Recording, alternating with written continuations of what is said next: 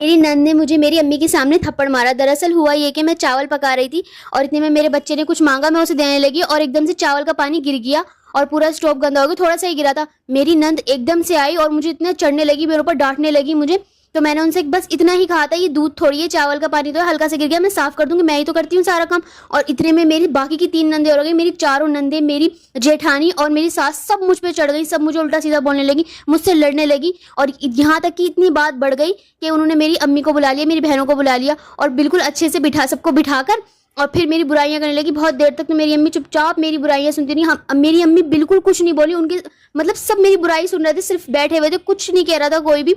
और इतने में मेरी नंद को गुस्सा आया और उन्होंने सबके सामने मुझे इतनी जोर से थप्पड़ मारा। वहां पे सब बैठे हुए थे, मेरी अम्मी भी बैठी हुई थी और मेरी अम्मी ने एक लफ्ज नहीं कहा और बस मुझे पिटता हुआ देखती रही।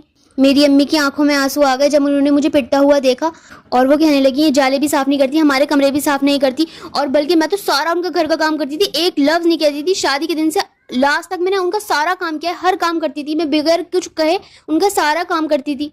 और मेरी 4 नंदे कुंवारी थी, वो अवरेज थी, मतलब उनकी शादी वगैरह नहीं हुई थी और इतनी वो घर में ही रहती थी। आप सोच सकते हैं 4 नंदों के साथ, वो भी इतनी जालिम नंदे। आप उनका नाम भी सुनेंगे ना तो हैरान हो जाएंगे। मेरी सबसे बड़ी वाली नंद का नाम था शकीला और वो इतनी बुरी औरत थी, इतनी बुरी मैं बता नहीं सकती। उसने मुझ पर कितने जुल्म किए, वो मुझे मारती पीटती रहती, डांटती रहती थी।